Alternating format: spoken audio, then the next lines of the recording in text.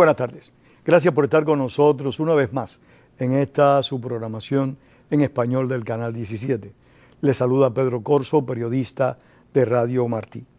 La semana pasada abordamos la situación de Colombia. La anterior, pues, tratamos la de Venezuela. Pero, por supuesto, hay otro país del hemisferio que en este momento en particular tiene que ser abordado y tratado a profundidad. ¿Por qué? Porque ha ocurrido en esa nación lo que se conoce como un juicio político contra su mandataria. Me refiero a Brasil, a lo que aconteció en ese país con Dilma Rousseff y el presidente que está asumiendo ahora la conducción de la nación.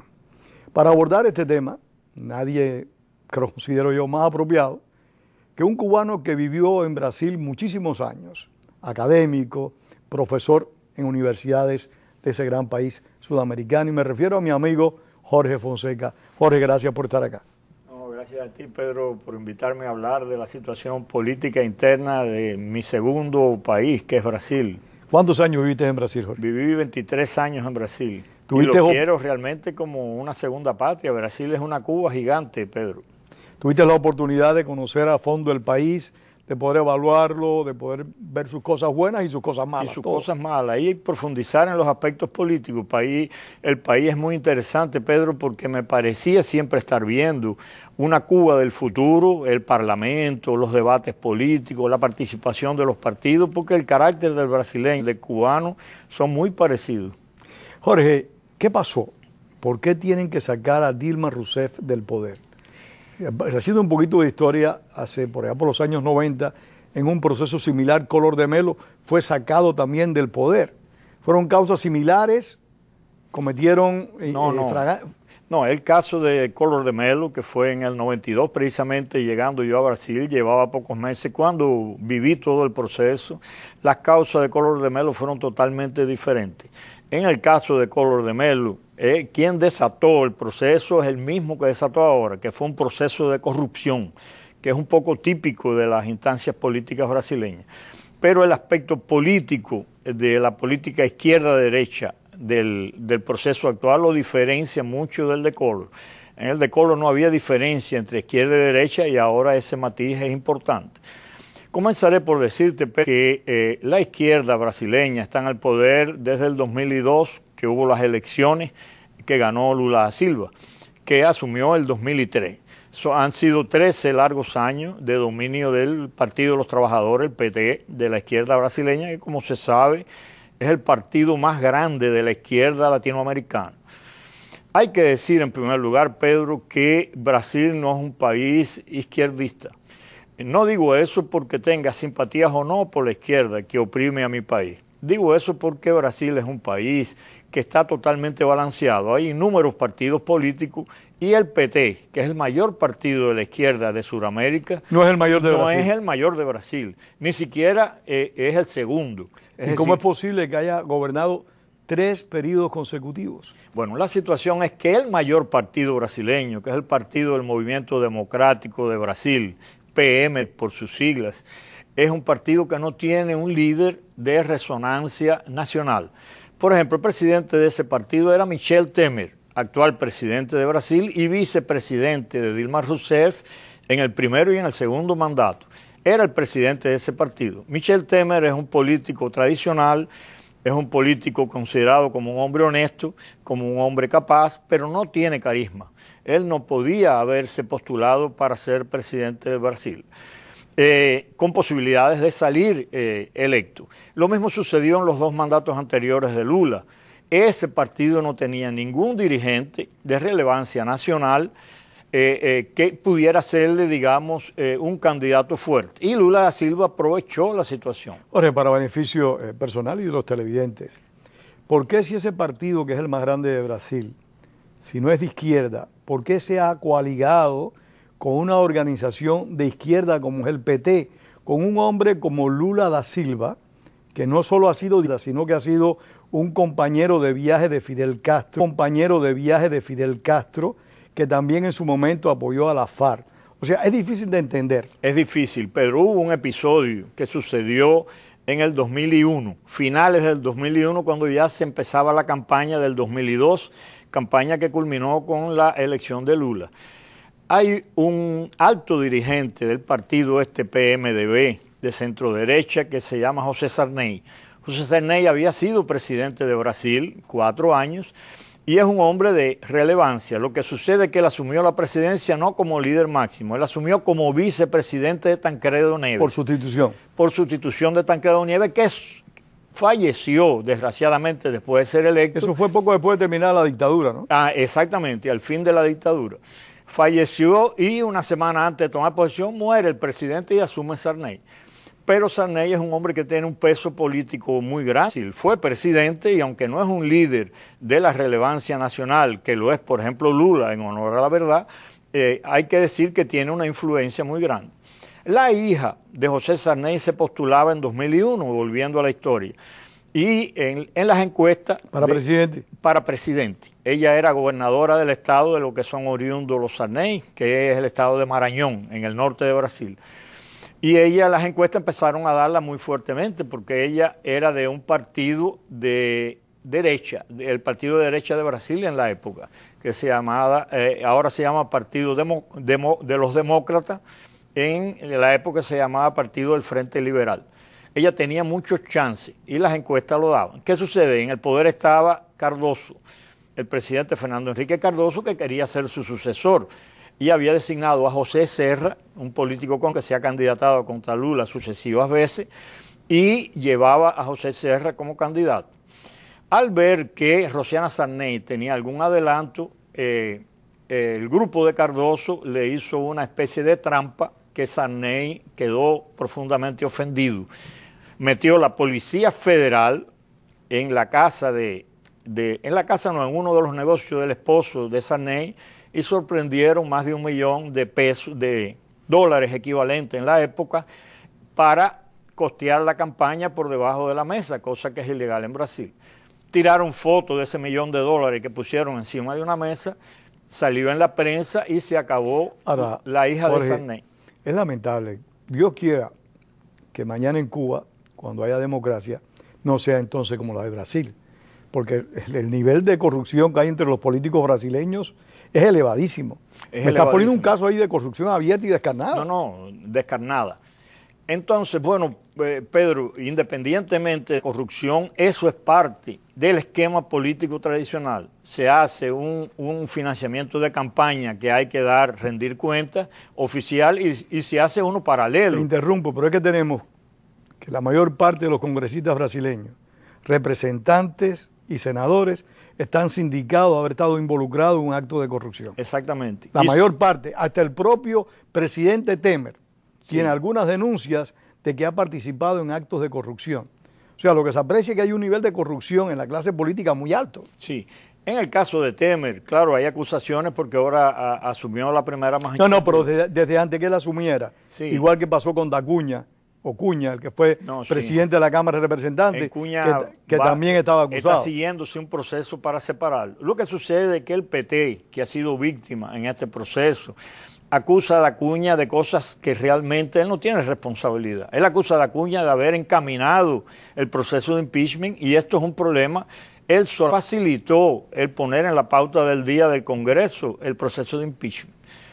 Pero bueno, volviendo a la historia de Sarney, Sarney, disgustado por lo que le había hecho Cardoso, decidió darle de vuelta una asociación con Lula da Silva.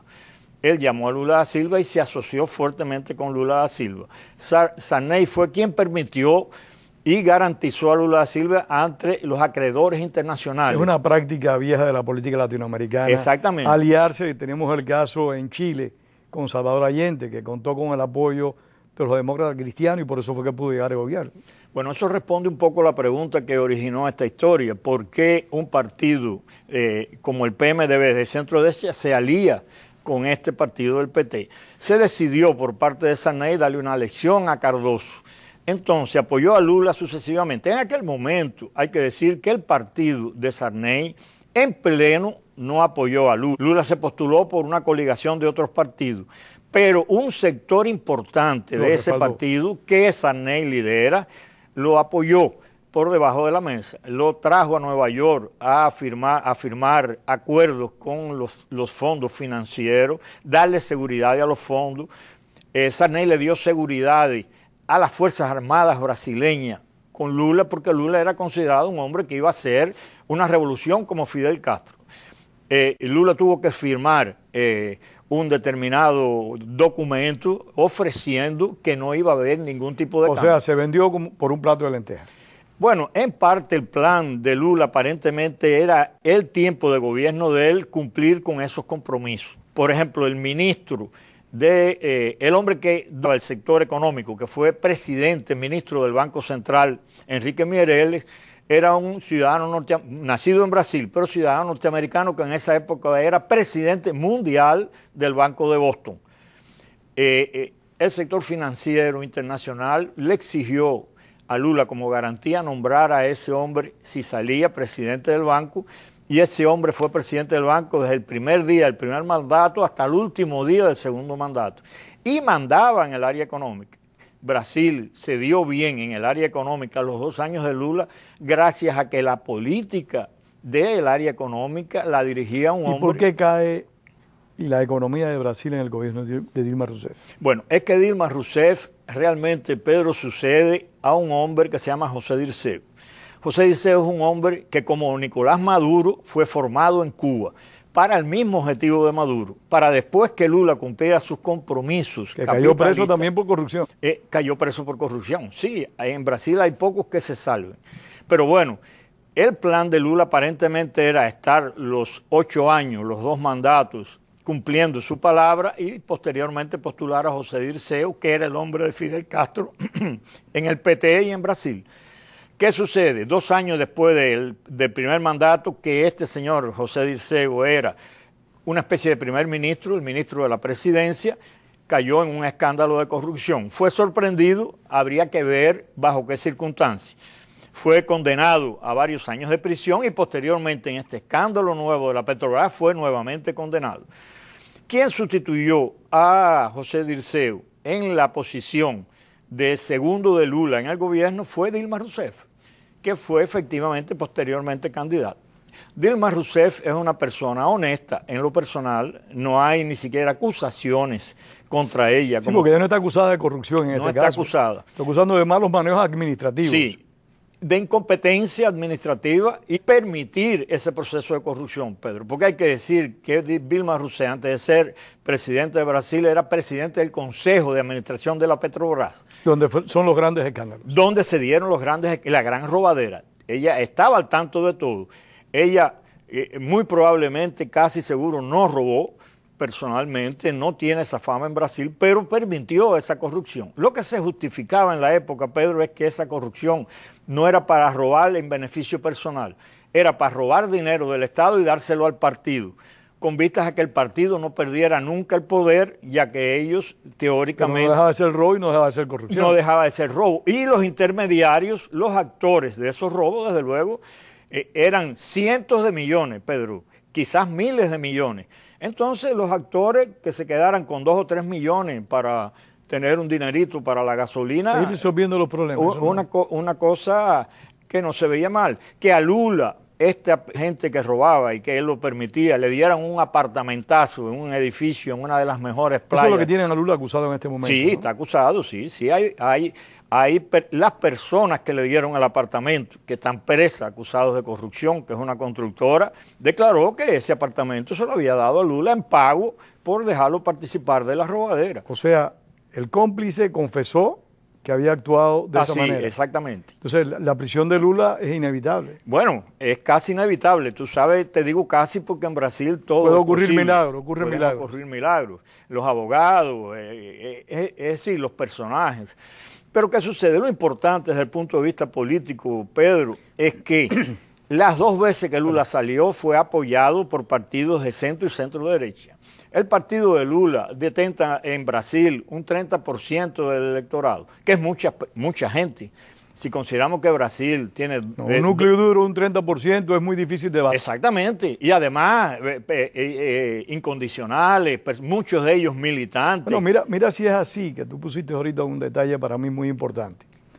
cuando el proceso contra Collor de Mello en ningún momento se habló de golpe de Estado. Jamás se habló de eso. Fue un proceso legal en el marco de la Constitución brasileña. En el proceso contra Dilma Rousseff, desde el primer día, la izquierda nacional e internacional está acusando de golpe de Estado a un proceso constitucional, tal y como pasó con este obispo de Paraguay, que fue jefe de gobierno, Lugo, que también acusaron como golpe de Estado una destitución que se realizó en los marcos legales. En los marcos de la ley. Y en Brasil, Corso, no tengas duda que todo se ha dado en el marco de la ley. Dilma un poco promueve la campaña de golpe, porque Dilma Rousseff, en lo personal, hay que comprender que ella se siente un poco injusticiada. Pero se está defendiendo. No, injusticiada porque ella nos robó un centavo y ella ve que las personas que las están juzgando, porque hay que decir lo siguiente, Pedro, quien está de presidente era el vice de Dilma. Los que tú dices que están en el Congreso fueron apoyados por el partido de Dilma y llegaron al Congreso y robaron junto con las personas del PT de Dilma. Hay que decir que Temer y Dilma en un momento dado eran una misma cosa. De ahí es que hoy en día Temer disfruta de poca popularidad en Brasil. No es difícil ver una persona que quiera nuevas elecciones ahora, que fue el apelo que hizo la Rousseff cuando ya se vio perdida. A ella le dijeron, iniciando el segundo mandato, que debía convocar elecciones, porque ya se veía venir esto como una ola inevitable. Ella no quiso. Pero se puede convocar elecciones así libremente. No, ella lo que podía haber hecho, lo que ella planteó, que iba a mandar un proyecto de ley al Parlamento para hacer una mudanza parcial de la Constitución ocasional con vista a permitir un proceso electoral en el medio del mandato de 4 años. Pero eso sería violar la Constitución abiertamente, creo yo, ¿no? Bueno, un proyecto de ley de modificación de la Constitución por una vez sola, una cosa así bien extraña. Sin embargo, ella no quiso hasta que el proceso se acumuló. ¿Tú crees que el PT, el partido Lula da Silva, esto es un golpe mortal el que ha recibido y que tendrá la tendencia a desmoronarse, a destruirse? No, el partido como tal yo no lo veo en proceso de desmoronación. No. Lo que lo veo fuera del juego político de Brasil. Nunca más va a ser electo como presidente. Lula cree que las acusaciones que le hacen... ¿Se quiere postular en el 2018? Él se quiere postular. Él cree que las acusaciones que le hacen es para tirarlo de la senda electoral. Lo más probable es que eso se alargue y él pueda postularse a través del 30% de la votación, que es lo que tiene el partido. Si tú cuentas los votos de la votación del Congreso, fueron 61 votos a favor de que Dilma se fuera y 20 en contra. Eso da 30%. Es lo que disfruta realmente el PP, disfrutó el PT. El partido que lo apoyaba, PMDB, este es un partido básicamente de una fuerza regional, Pedro. Brasil tiene 26 estados y tiene 5.000 y tantos municipios y el 80% de los alcaldes son del PMDB, del partido de Temer, tiene una mayoría de gobernadores del PMDB y los que son del PT son escasos gobernadores, escasos alcaldes, algunos, y tienen presencia importante. Y este mandato de Temer, que le quedan 2 años en el gobierno, si no me equivoco, totalmente impopular, con un país sumido en una profunda crisis económica y, por supuesto, de descomposición moral muy grande, porque quién sabe cuántos gallos tapados surjan en la clase política brasileña de aquí a que termine el mandato de Temer. ¿No podrá afectar a su partido también? No, todo lo contrario, porque ¿qué pasa? Temer muy inteligentemente hizo un apelo a un gobierno de unidad nacional. De hecho, todos los partidos de centro, de izquierda, de derecha se unieron con Temer. Temer nombró ministros, varios personajes de todos los partidos, está haciendo un gobierno. Hay un antecedente, Pedro, cuando Collor de Mello, que tú te referiste, le hicieron el impeachment, el vicepresidente de él era Itamar Franco. Itamar Franco era un hombre también que no tenía expresividad nacional, pero un hombre muy inteligente. Itamar Franco hizo el proyecto de la estabilización económica de Brasil a través de Cardoso, que era uno de los ministros de Itamar Franco, cuando destituyeron a Hay Collor. antecedentes de lo que se puede Hay hacer. antecedentes de que el vicepresidente, en medio de una crisis, consiguió levantar al país y ponerlo en un nivel relativamente grande del cual se benefició Cardoso y se benefició Lula da Silva en sus 2 mandatos. Dilma Rousseff... Bueno, y hay que decirlo, perdóname la digresión, sí. En cierta medida, no, en gran medida se benefició la dictadura cubana, porque tanto Dilma Rousseff como Lula da Silva desviaron hacia Cuba grandes recursos, apoyaron fuertemente a la dictadura de los hermanos Castro, tanto en el desarrollo del puerto del Mariel como en otras actividades económicas. Hay que destacar eso también. Sí. Brasil le dio un préstamo a Cuba, que hay que ver si Cuba lo paga ahora. No, y el contrato a no sé cuántos miles de médicos cubanos. Hay una auditoría ahora sobre el puerto de Mariel, ahí hay $1.000 millones. Una auditoría en Brasil. En Cuba, claro, con auditores brasileños. Los brasileños fueron o van a Cuba a hacer una auditoría a ver en qué se usó esos $1.000 millones. Porque hay que decir, Pedro, que Brasil tiene los puertos desastrosamente desorganizados. Entonces hubo una propaganda muy negativa hacia Dilma Rousseff y hacia Lula, que fue quien originó esto, de darle esos $1.000 millones, en vez de solucionar los problemas de los puertos brasileños, solucionar los problemas de los puertos. Pero claro, había un vicio ideológico. Hay que decir, Pedro, que lo que estaba haciendo Lula y Dilma era pagando el apoyo que Fidel Castro siempre le dio. Históricamente le dio. Es decir, en todas las elecciones hubo mucho dinero que salió de Cuba. Y yo creo que esto también ha facilitado, no lo creo yo, lo dicen varios medios de prensa, la corrupción y el enriquecimiento ilícito de muchos políticos brasileños. Pues como todo lo que se hace con Cuba es tan oscuro y tan complicado, pues posiblemente el tiburón se bañó, pero salpicó a muchos brasileños. Efectivamente. Y desde luego que Lula da Silva, Rousseff, lo que hicieron fue un poco devolver en ese sentido. Hay que decir también que las negociaciones alrededor del puerto Mariel son muy interesantes. Sería bueno si algún día tú quieres hacer un programa sobre eso. Las perspectivas... Lo dejamos en otra oportunidad, vamos a seguir conversando de Brasil. No, está muy interesante el panorama político para hablar de Mariel, pero hay que decir que en el puerto de Mariel hubo también una señal de parte de Estados Unidos positiva hacia Lula de que mandara ese dinero. No, el gobierno de Estados Unidos, los gobiernos de Estados Unidos tenían hacia Lula da Silva una gran simpatía. Y favorecieron mucho su imagen a nivel internacional, que convirtieron a Lula en una especie de Robin Hood, de salvador de los pobres. Lula es un hombre carismático. Sin duda alguna lo es. Sin duda alguna, es un hombre carismático. Lo que sucede es que no es un hombre... Es un corrupto. Es corrupto. No es como Dilma Rousseff, que es incompetente. Ella hay que hacer lo que ella diga. Ella es una persona que no negocia, manda. Entonces eso le causó una impopularidad muy grande. Inclusive 6 ministros de ella que renunciaron cuando empezó el proceso, que eran del PMDB, votaron a favor de que la sustituyeran. Y hay entrevistas con esos ministros que dijeron que en 5 años de gobierno, 4 del primer mandato y 1 del último, nunca fue recibido personalmente por ella, un ministro. Imagínate tú, sí, porque es una persona muy complicada y es una persona, ella es economista de estudio, pero nunca practicó la economía.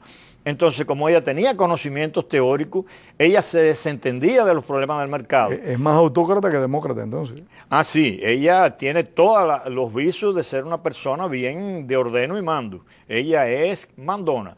¿Y qué sucede? La política económica que ella llevó, porque hay que decir que Lula les recomendó continuar con aquel economista que te hablé en el Banco Central, no quiso. Ella puso un hombre de ella, un hombre que hacía lo que ella quería y ella era presidenta y ministra de Economía. El mercado, Pedro, tú sabes que es muy arisco cuando ve que estas cosas son voluntarísticas.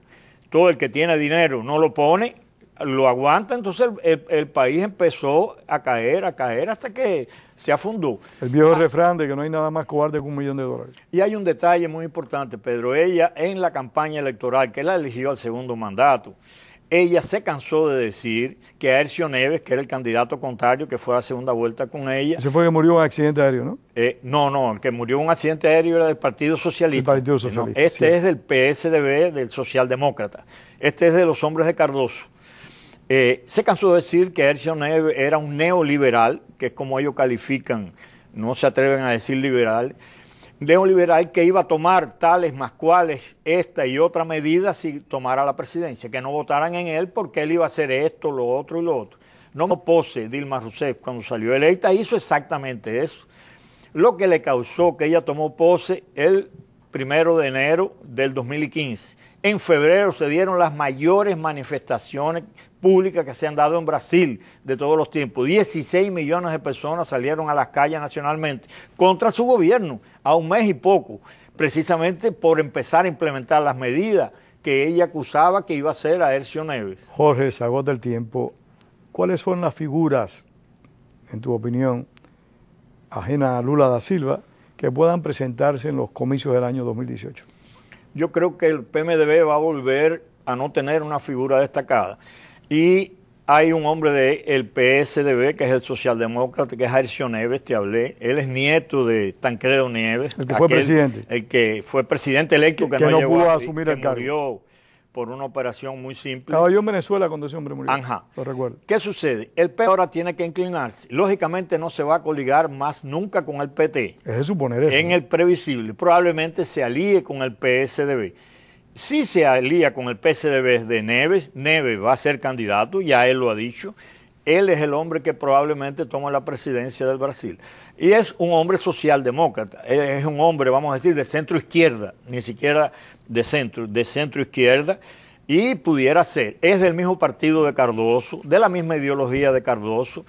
Lo que hay una disputa interna en el partido, si es Aécio Neves, que muy probablemente sea, o José Serra, que se ha postulado sucesivamente y que actualmente es el canciller de Brasil, de Temer. Temer tomó ese hombre de Cardoso y lo puso de canciller de Brasil y está haciendo un muy buen papel. ¿Y por el PT no vislumbra ninguna persona? No, Lula es el que se va a postular. Dilma Rousseff... El que pretende postularse, es suponer que sea, si las acusaciones son tan claras. No, pero seguramente... los actores políticos lo van a ir llevando a que no va a ser condenado hasta ese momento para que él vea cómo pierde una elección, Pedro. Porque él está... Yo no me arriesgaría, yo lo condenaría antes. ¿Tú lo condenarías? Sí, por supuesto. Bueno, yo son riesgos muy complicados. Mira el caso de Daniel Ortega en Nicaragua con la alianza con Arnoldo Alemán. Sí, yo Daniel Ortega lleva ya ahorita 15 años gobernando. Yo sé. No, es un riesgo. Y te digo lo que quizás se haga. No estoy seguro. Se acabó el tiempo, Jorge. Muchísimas gracias por haber estado en Opiniones. Las gracias a ustedes por haber compartido con nosotros parte de su tarde. Les esperamos la próxima semana. Y recuerden, como dijo el apóstol José Martí, la palabra es para decir la verdad y no para encubrirla. Tengan todos muy buenas tardes.